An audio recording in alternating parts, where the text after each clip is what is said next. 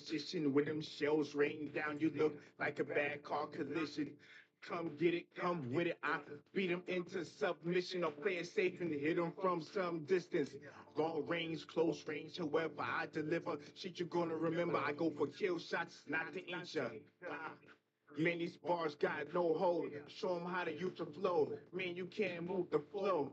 They stay pissed off, cause I'm pissed hard. I launch rocket raccoons down to lift off. Listen, hit them with my missile, blow they spaceship the fuck up, decapitate Russian sick.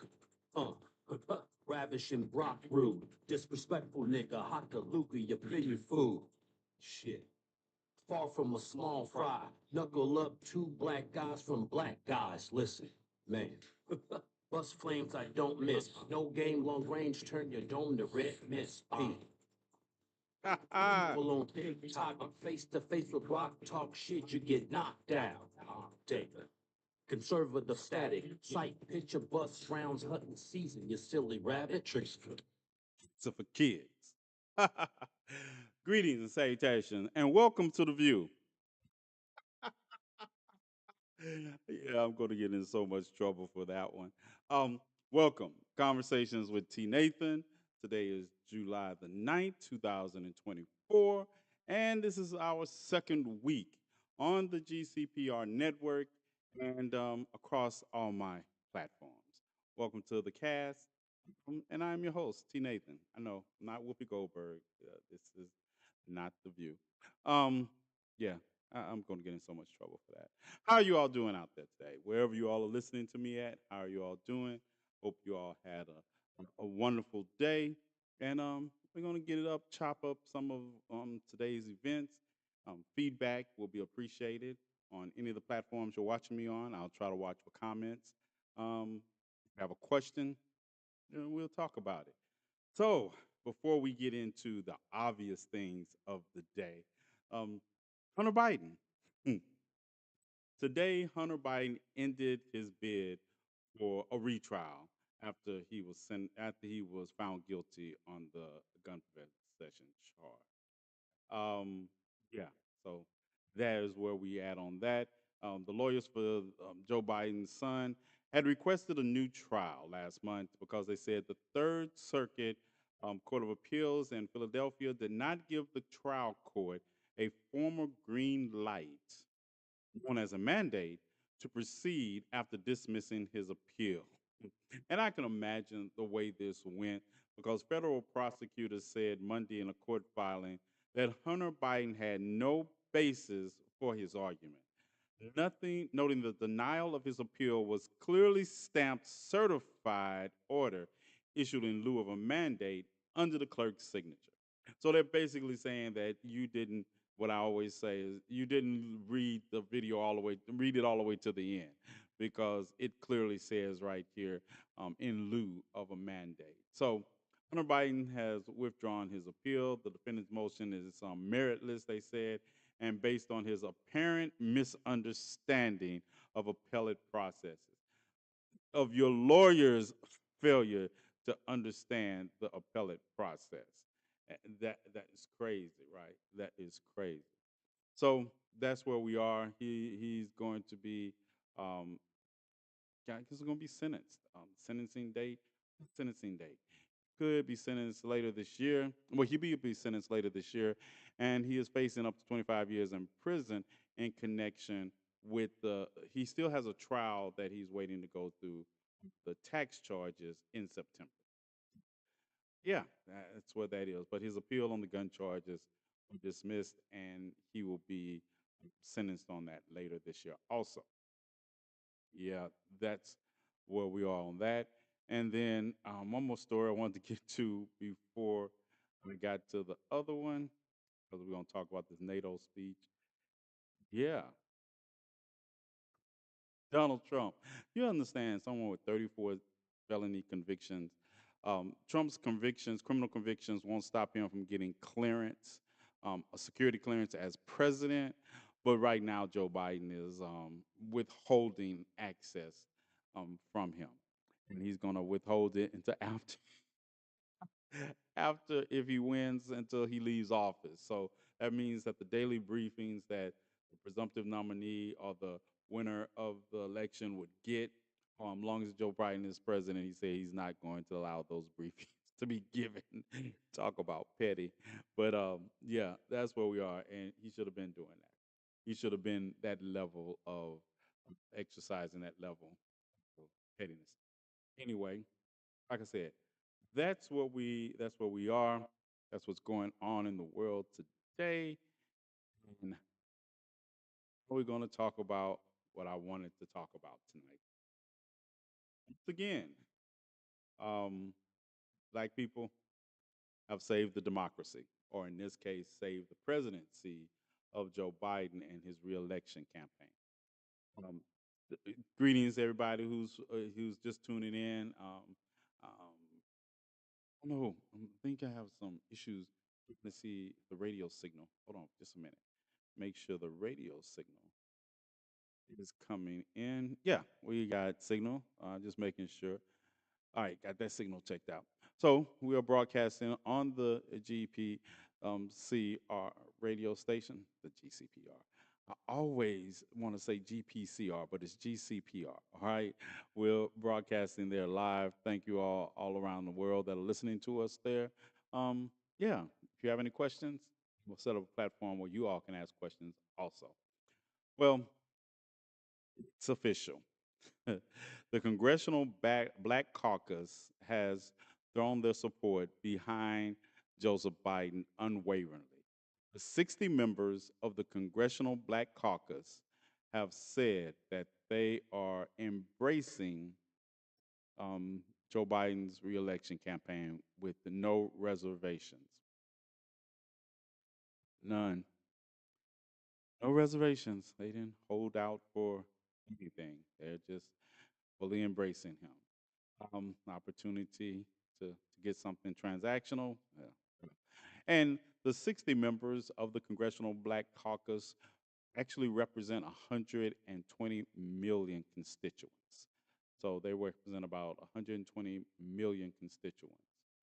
Um, and so this is what in the race to save his reelection campaign recently a welcome received a welcome boost from the Congressional Black Caucus Monday night when he joined a call with the Congressional Black Caucus to talk about the election. And they said, this is from the Black Caucus chairman, Stephen Horsford. We appreciate him reaching out and having this conversation, continuing to engage with members. We recognize, I do, that he is the presumptive nominee, and we have a lot of work to do to defeat Donald Trump. One caucus member described it as a great call and said Biden was clear, coherent, concise, and committed. He found a great deal of support within the Zoom meeting. This was on Zoom, said the lawmakers who dismissed talking of removing the president from the ticket as ridiculous. We're with him. I'm with him. According to the Biden campaign, the president thanked those who were on the call, spoke about the stakes of the election and the role of the Congressional Black Congress and caucus will have in the campaign. About 40 members of the caucus were on the call, but House Minority Leader Hakeem Jeffries was not amongst them. The second vice chair of the Congressional Black Caucus, Representative Troy Carter of Louisiana, told CBS News it was refreshing and energizing to hear the president say in his own words that he's in, and he's in to win, to make sure that we leave no stone unturned. He was energized, he was clear, he was thorough. Everybody's making it a point to let us know that he was energized, he was clear, and he was thorough. He also said that Mr. Biden was committed to engaging the CBC, Congressional Black Caucus, to have sufficient input and roles and making sure that we are getting the message out, not only telling it, but listening to the people in the community. Where was this for the last 4 years? But I digress, moving right along. Mr. Biden, who has been fighting to win back the confidence of many Democrats after a dismal debate performance just a week and a half ago, discussed the debate. Carter recounted he didn't try to skirt it, he didn't try to dance around it. He owned it and said, let's listen. Quite frankly, it was a god awful debate. I get it, and you will see. continue to see the Joe Biden that has steered this country into the right direction and will continue to do so in the next term.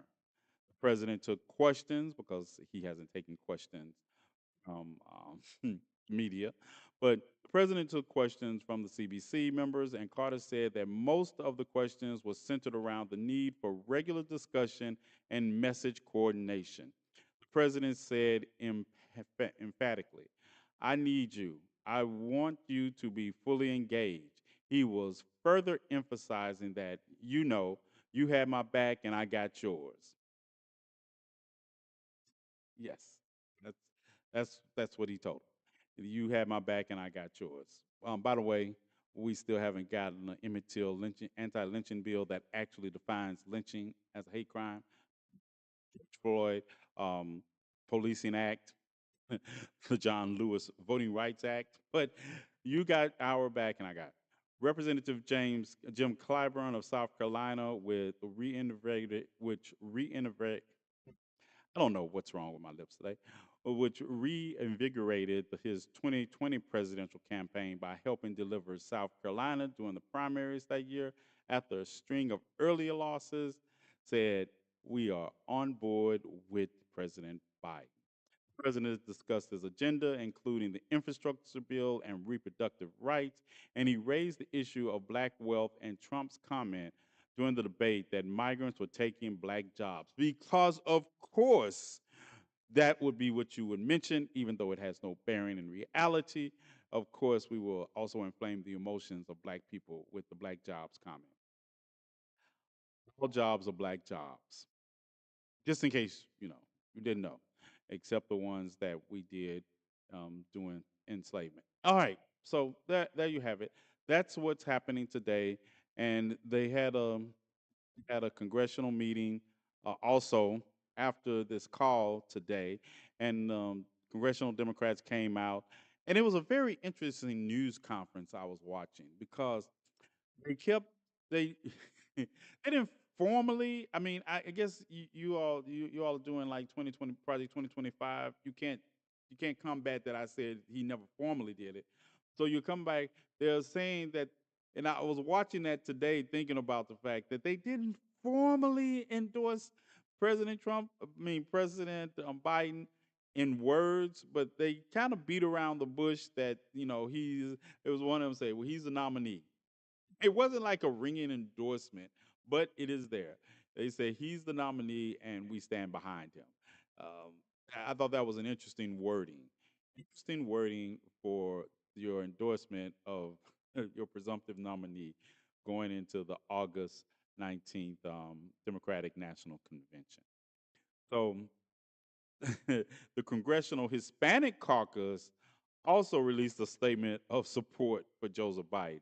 The conversation, she says, in her, she says in her letter, the conversation I've been having and I have had with members have been very positive, standing with the president and recommitting ourselves to going out and engaging and do more of our events that we've been doing.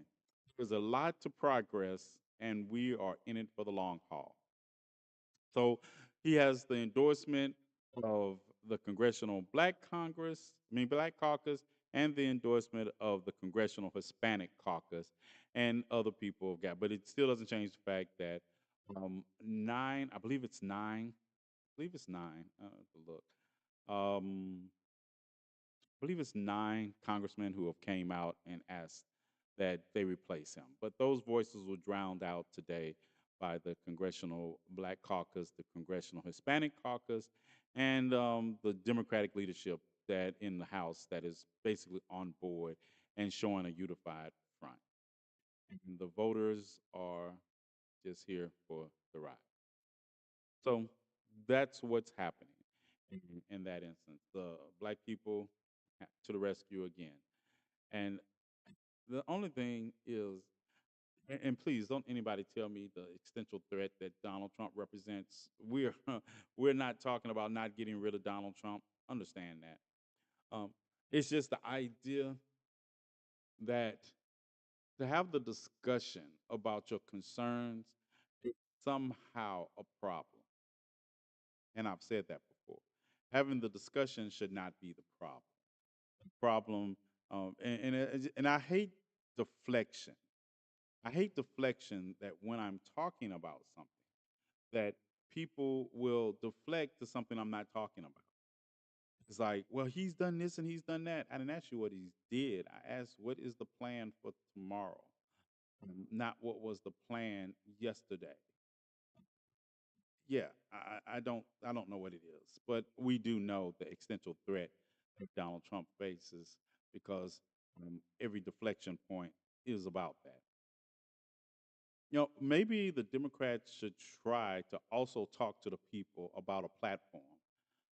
Maybe you should try to engage and say, well, what we're going to do. Um, what are we going to do also? You can walk and chew bubblegum at the same time. We understand the potential threat. Who got it? But I should be able to ask and talk about what is your platform for when you get in office. What do you and don't give me anything but what Trump would do. I just think that's just status quo. That's just status quo, and that seems to be what we're getting. It's status quo. Oh, what do y'all think?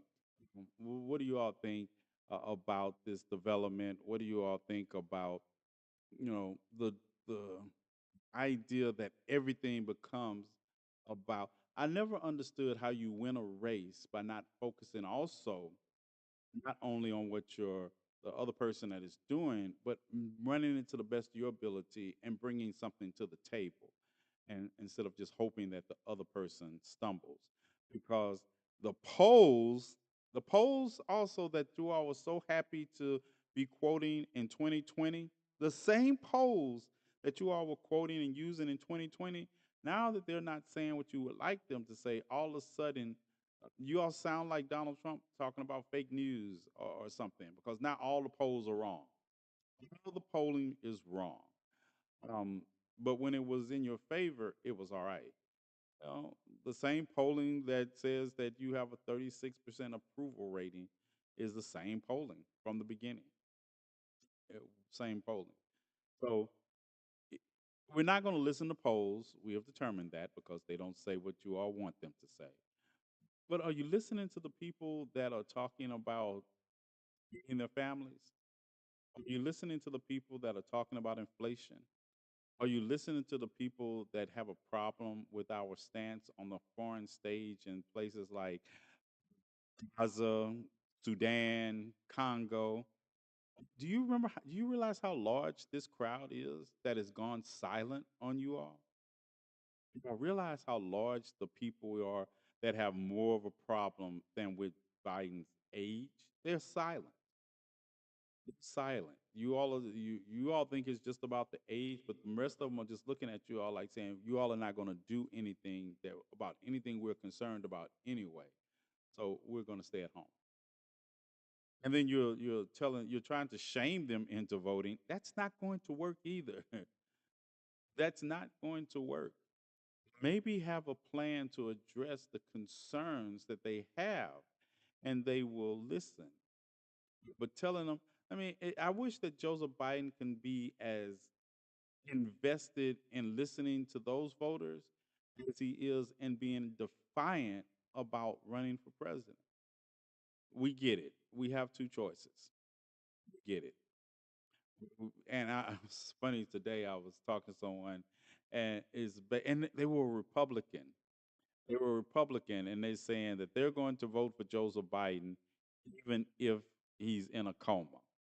And it was funny, but it was also sad. It was sad. It was sad to think that we have spent 4 years to get to this day and complain about what we hadn't spent the last 4 years doing. We hadn't. Who didn't see this coming? But I don't understand. I didn't understand who didn't see this coming. We knew. I knew Trump was going to win the Republican primary when he said he was running. Who didn't? I realized Ron DeSantis. It was funny watching all of them. on stage without Donald Trump at a debate. This man won without coming to a debate because these people already supported him. So we should have saw this moment coming. But while they were doing what they did to prepare for this moment, we were doing nothing. Well, some of us were doing something, but no one was listening. No one was listening. You all are content to have your pseudo intellectual discussions about hypotheticals instead of dealing with reality. Reality.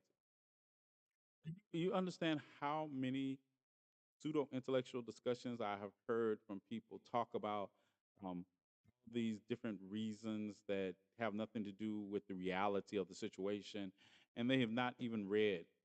I mean, I see so many people throwing around Project 2025, and when I mention an obscure point in Project 2025, because some of us have read all 922 pages, they have no clue what we're talking about. Not a clue. But instead of addressing and holding people's feet to the fire for everyday issues that face Americans that they do care about, this is the nonsense that we get. This is what we get. And I can't understand or believe how people that easily distracted and people are trying to tell them, hey, can we talk about this? What is your candidate going to do about this? What? We continue to talk about we want change in this country, but we only talk about it when we're faced with the opportunity to do something about it. We don't. We don't. And you can best believe that the next 4 years we're going to spend talking about we wish we had change. I'm beginning to think that actually the Democrats want to have this moral compass pointed in some direction that has anything to do with, um, but has nothing to do with reality. And on the bigger issue, I think you all are content to just struggle and to make decisions that lead to better futures. I'm convinced. Somebody convinced me otherwise. Somebody convinced me otherwise.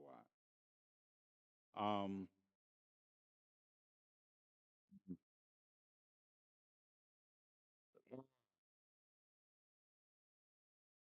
yes. Let's see. Petra, you there? You out there? Um, I didn't get a message. Dun, dun, dun. Dun, dun, dun. So,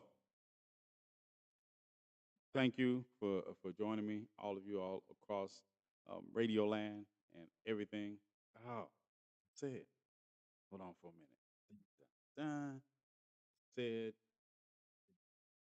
battery said it was running low. It's because I never charge this thing up until it tells me it's running low. Oh, see. Yeah. So how you all doing? Any like I say, any questions y'all have? I'm more than willing to answer them while we take a little. Dr. Fingers on the beats. I don't fuck with you, rockin' raccoons, a bunch of buffoons. Eddie Brock is Godzilla, Dr. Fingers is Doom. I make a TikTok gangster panic, anti-claim spray for any concern of static. I'm not concerned with the static, they head off with it. Bars, I'm hard with it. I make them forfeit. Forfeits, put them in the air. Just like a forklift, Dr. Fingers, City Rock. The kings of the monsters. High powered rounds pop ya. There is no mantra. You can't stop us talking shit. Fuck around, you get stomped out. Catch you on social media sleeping, you gon' get knocked out. Dr. Fingers, one of the greats, OG Decepticons. Let's see how hard you all when the weapon's drawn. You best to recognize every word is weaponized. I eviscerate your flows. closer. Why you wanna step to I? You claim you rapping hard. You rapping soft. You ain't about the action, boy. Slap 'em up and back 'em off. We killing with our worst raps. Your bars are lame, we heard that. Messing with the king of monsters, get that dirt nap. Get that dirt nap, that's believe. I squirt straps, equal turn your shirt to confetti, nigga, blow out your back. King of the monsters, Eddie Brock will stomp ya. Double barrel to your forehead, spray paint your wall with your pasta. Brock and Dr. Fingers, when that smoke linger, find charred bodies, identify them by their ring finger or dental records. Best believe I will wreck it. Catch Robbie and Martin both slip, strip them butt naked. Brock Godzilla, Super Saiyan Gorilla, mutated chromosomes. I'm in my zone and have I split ya. When I step, it's nothing but that motion shock. My stride split city blocks, spit rounds the size of rocks. EDDIBROCC, smoking weed, watch the evening news. How I faint your city, spitting words that'll fuck up your mind. See this nine, hear her talk. Let her talk to your mind. New rappers nowadays, listen, I'm not with that fuck shit. Mossberg, buck, watch you spit, see you backflip. Far from a game, laying down these lanes. Cross eyes, see that barrel spit flames, nigga. Close range. Close range. Dr. Fingers and Eddie Brock. Y'all check them out. They're across multiple platforms that you can find. That is Kings of the Monsters. Like I say, Dr. Fingers, my little brother, Eddie Brock. You all know him as Jean Grey's father here on TikTok, on TikTok and across social media. And he can rap. Yeah, that's what they do. So that's the spotlight. That's my spotlight music. And for those of you all who follow, if you would like, if you make music or you do some kind of art and you would like to have it spotlighted on the show, let me know. Contact me. Like I say, subscribe to one of the platforms you see me on, preferably my largest one on TikTok, where you can also um, contribute to the funds of helping those who happen to be homeless and other work that we get engaged in and making this all possible. You know, follow me. So follow me, send me a message, and let me hear what you got. If it meets the standards, we'll put it on. We'll definitely put it on for you. So we're just sitting here chopping it up tonight about different news stories from the day. The hottest news story, of course, for the last several days since the debate, the performance has been if President Biden is going to maintain his place at the top of the Democratic ticket. And right now, it looks like it's a foregone conclusion, I guess, if we're saying that he is, because at this point, like I say, we're hold on, change is coming. At this point, I don't think I think it's a foregone conclusion with the Black Caucus and everybody else coming out today in support of Joseph Biden and Democrats making a united front and statement. Today, also, he spoke for NATO. The NATO conference is in annual conference is in D.C. and he spoke strongly.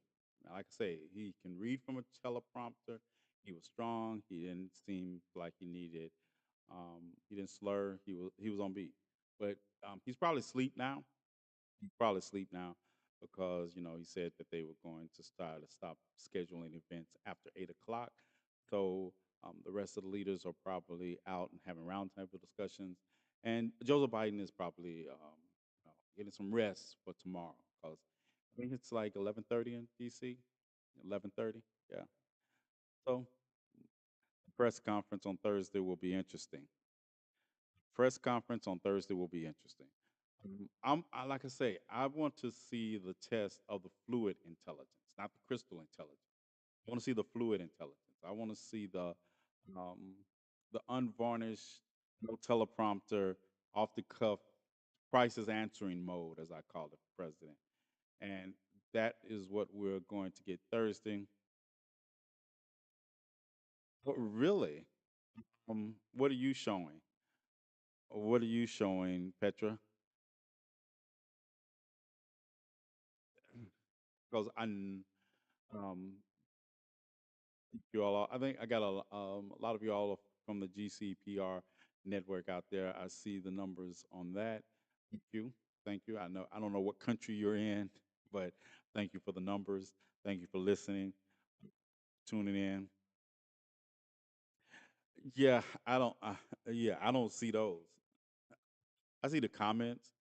I don't see how many. I see I have a total of 2,036 across all platforms on the radio. I think most of those are coming in from the network also. So there is that. As I was saying, when we get down to it, I want to know what you all think. I want to know, are all your questions being answered? And if you are already going to vote for Joe Biden and it doesn't move the needle, anything they say, yeah, you're not part of the target audience that I'm looking for. I'm looking for those people who are on the bench who are saying they're not going to vote for any candidate. What would it take to get you who are not engaged because you can't stand either candidate? What do the Democrats need to do to reach you? That's what I want to know. What will it take? Hopefully, Biden won't just take pre-selected questions at the press conference. You know and that reminds me. Do you remember the Philadelphia when he gave the radio show? What happened in Philadelphia? The young lady that came out and said that the White House pre-approved questions that they could ask. You know, she quit. She resigned from the radio station after she said that, and I thought that was telling. Um, I thought that was telling that she quit after that. Yeah. So I'm going to find out more. I have more questions about her resignation from the station after that. But let me see. Radio host quit.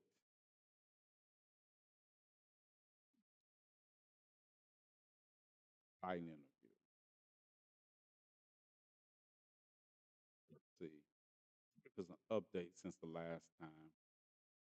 Um, go. Radio host who interviewed Biden leaves station after admitting campaign aides gave her pre-selected questions.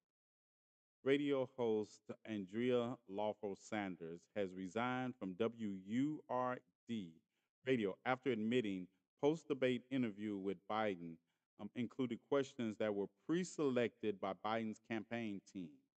The interview featured predetermined questions provided by the White House, which violates our practice of remaining an independent media outlet accountable to our listeners. Um, that's what the CEO of the station said. As a result, Ms. Lawful Sanders and WURD Radio have mutually agreed to part ways effective immediately.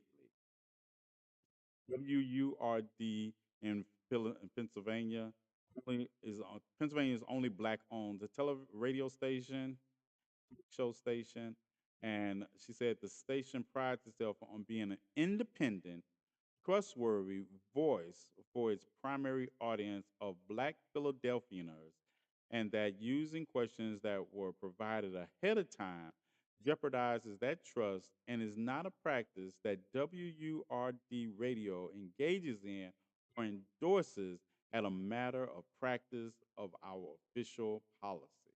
WURD radio is not a mouthpiece for Biden or any other administration.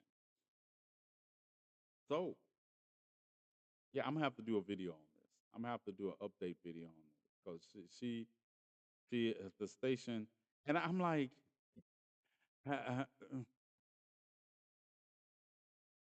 um, what Biden he withdrew that statement.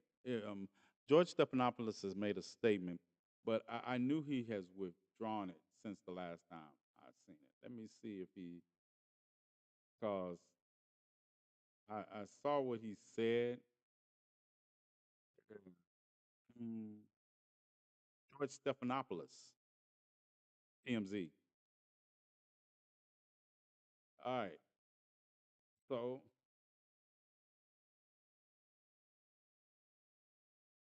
George Stephanopoulos says Biden can't serve another 4 years. That's what he told. That's what he said, right? He said George Stephanopoulos just made a stunning comment on the streets of New York, telling a pedestrian he doesn't think Joseph Biden can serve another 4 years. Um, can y'all hear?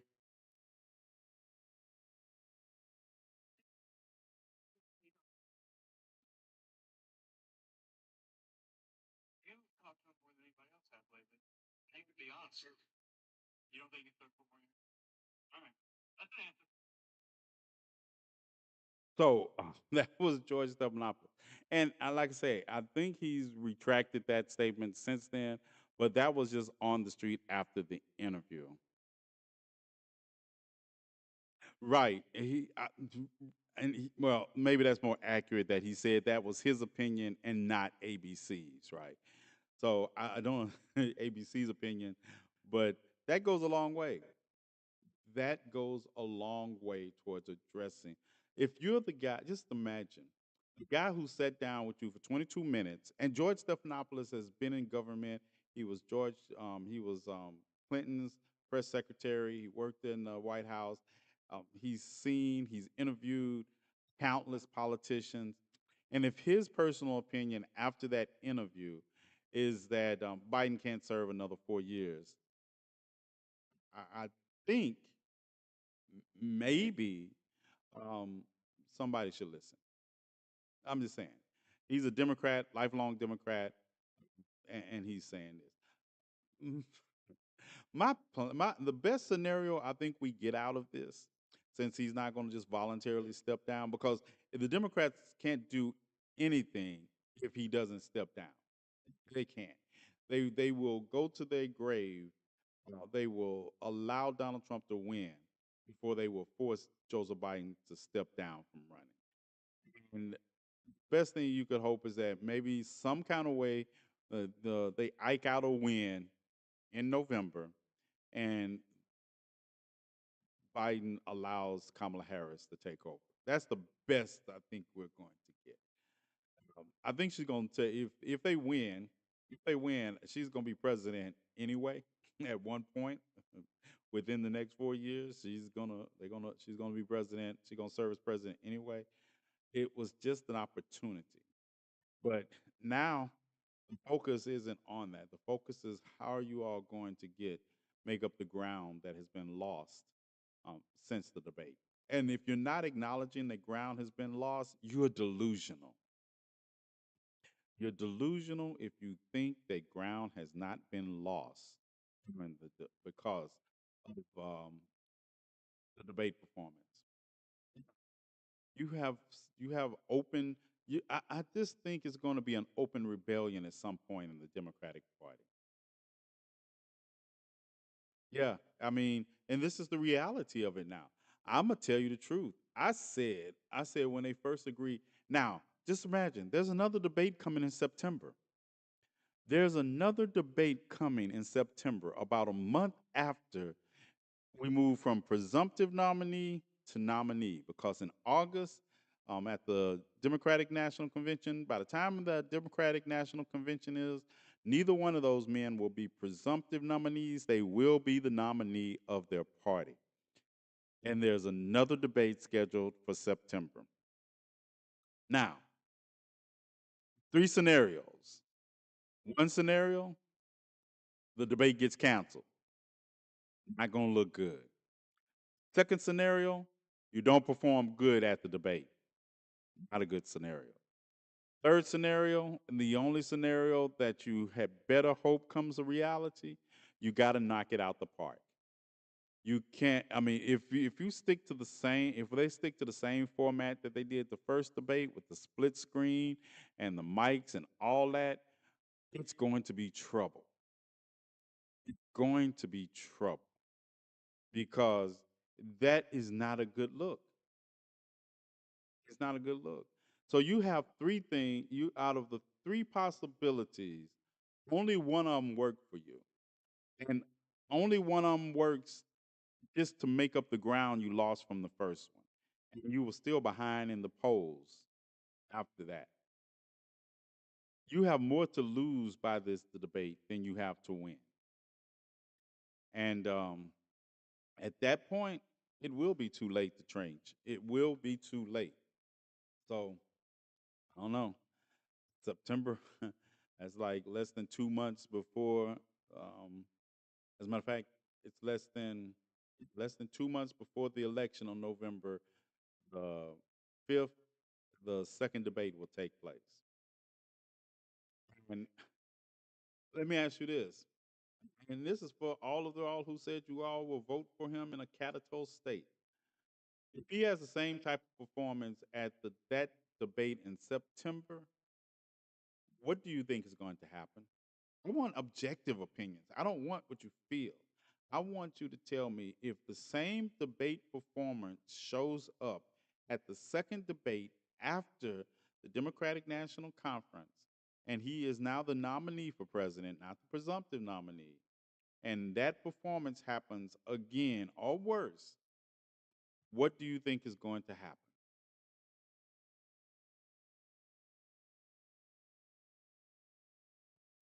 No, I'll wait. I want somebody to tell me across some of these platforms, what do you think will happen? I know most of y'all in radio land, and I haven't got I'll start giving. I will give you a number next in the next few weeks. Before the month is over, I will get a call in number for you all to be able to call in and ask me questions on the air. But right now, um, I just want to know, what do you all think will happen? I want to have an honest conversation, because if you don't have the honest conversations, you can't prepare. So if in the event that this second debate is a disaster, what do you think is going to happen? Because then you're not the presumptive nominee during the second debate. The Democratic National Convention, the Republican National Convention in Madison starts next week, and the Democratic National Convention is in Chicago the week of August the 19th. So by the time the second debate comes around, the all that's in the rearview mirror. You are now the nominee. You have defiantly said that you're not going to withdraw. What's up? No, nephew, I do not, because I have not. I can't see your comment over there because it's behind me, and I didn't look. Um, the nephew can. I know my nephew's sending me comments. Um, Third party will start to get the fence voters if Biden does bad, is a comment I'm getting. It won't matter. There's no third party candidate, if at maximum math is going to get to 270. There's no third party candidate that is going to get to 270. The electoral college votes needed to be president. None. None. None of them. No third party candidate is going to be on enough ballots to get to 270. Yeah. So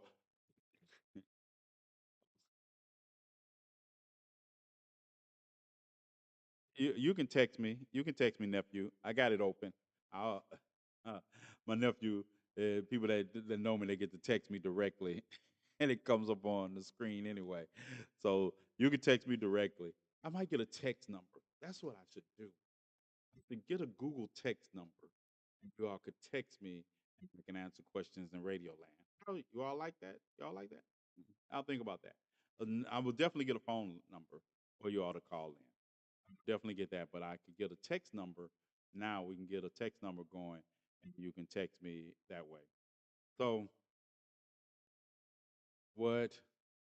Um, agree, but the fence voters are not voting to win. Trump will win if Biden does bad. Yes.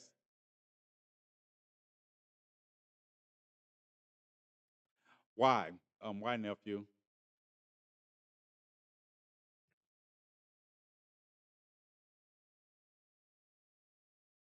Yeah, it still doesn't change the fact that at this point there is no math that no third party can. I wish you all would look, leave third party candidates out the discussion. All you all are doing is, because this is my thing about third party candidates. Number one, There's no third party candidate that's going to get to 270. Fight me. I don't care. Fight me. You can look at this map yourself. None of them are going to be on enough. It doesn't matter. There's no federal law that's going to change between now and November 5th before the deadline. As a matter of fact, the deadline is in a couple of weeks. They're not going to get on every ballot. The Supreme Court is not going to hear anything, any argument to get them on enough ballots to make it to 270. That is a pipe dream. But here's the thing that gets me about third party candidates. I never hear from them until it's time to run for president. Where are you third party candidates when it's local? That's what I want to say. No saying they will win, but once the Interstate Voters Act passes, it will change the landscape of voting for the next one. No, it won't. Look, we have the opportunity to change the landscape of this election, and we won't, because we only worry about these things every 4 years. We just complain about them all the 4 years prior to that. No third party candidate has been active in government enough for me to talk about you running for president. Why aren't you on the local level running for office? If your ideas are so good, let's put them to the test on the local level. So many people are convinced that Biden has to run because only he can beat right, and they say that and only he can beat Donald Trump. It's he only beat him once. They only had one battle. I, I'm just saying that is crazy to me.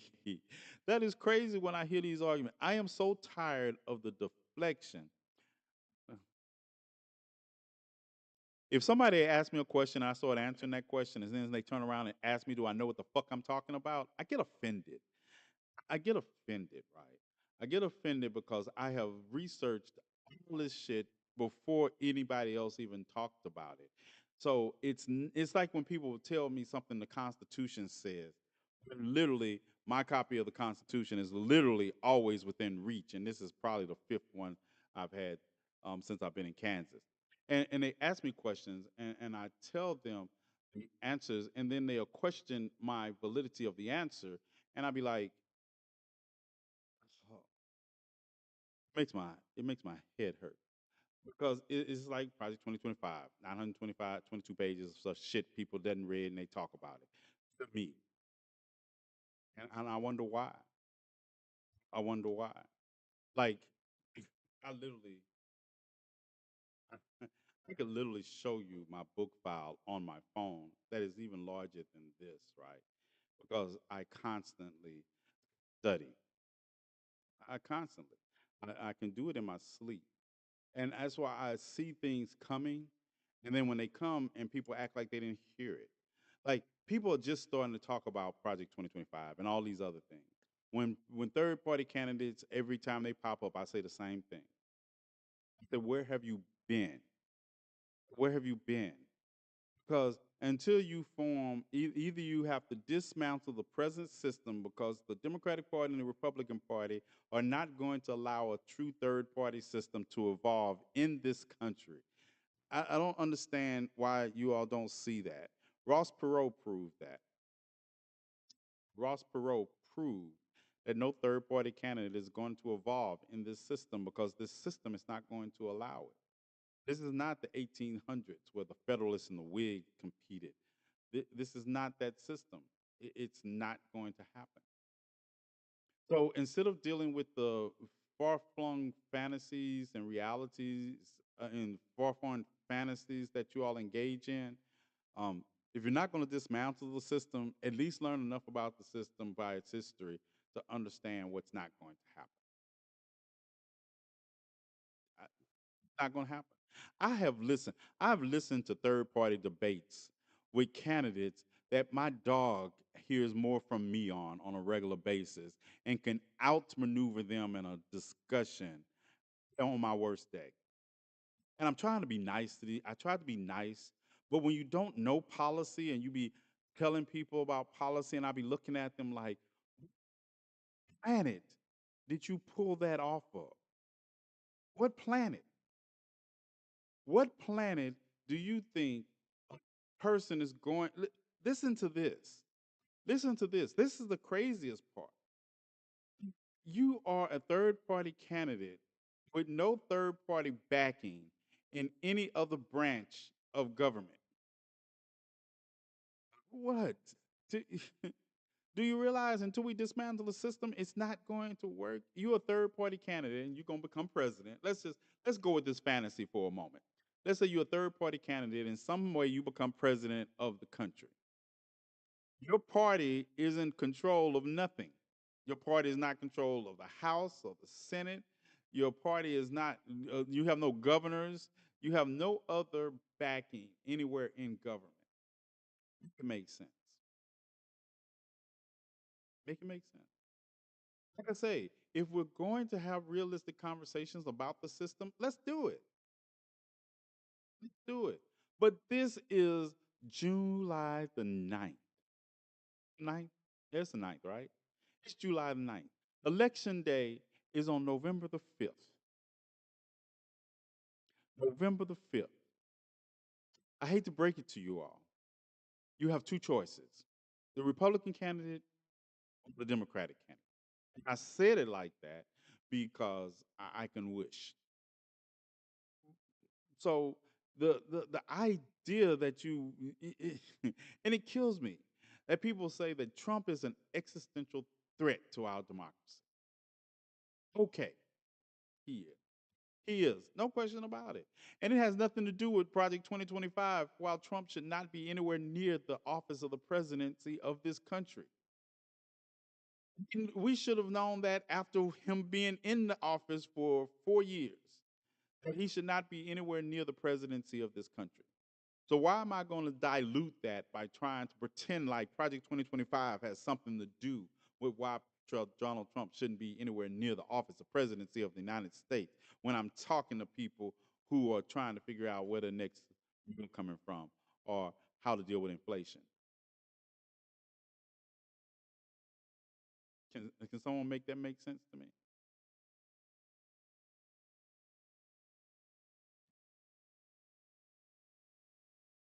I know. And that's and like my nephew say, right? He says Trump is a hell no and Biden is a hell no. That's my nephew, young man. Vote, vote. Both of them are hell no's. Two, and we're not listening to those. So we don't care.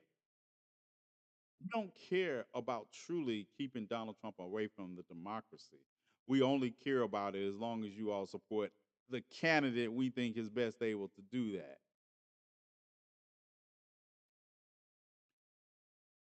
The media has gone and normalized Trump. No, there's 72 million people who are normalizing Trump. I mean, I know y'all like to blame the media for everything, but the media is just a reflection of the society we live in because they're just making money, so they're tuning in. Trump, you all do understand over 71 million people voted for this man, right? You do understand that. Not act new. And let's not act like the media did that. The media didn't convince them people to go to the grassy knoll where John F. Kennedy was shot and wait for his son to return. They didn't convince them to do that. They did that all on their own. The media didn't have them thinking that Donald Trump was going to be running mates with John F. Kennedy Jr. That not. So let's be real. It's like I hate. That's called deflection. Let's deal with what it is. It's the society we live in. You all act like who you think put him in office? It wasn't the media. One thing about Trump is Trump knows how to talk to the people that he's talking to. He doesn't have to talk about Project 2025. He doesn't. Have you? And this is what gets me. One minute you all say Donald Trump is stupid, then you want to also assign to him the complexities of understanding 922 pages of Project 2025. I need you all to pick a struggle. I need you all to pick a delusional struggle. Donald Trump, just think about this. This is a good point, Jenny. Just think about this, though. The man who was found guilty assaulting a woman in a in a manner in a dressing room. I had to pay $88 million for doing so. The man who has more felony convictions than I do.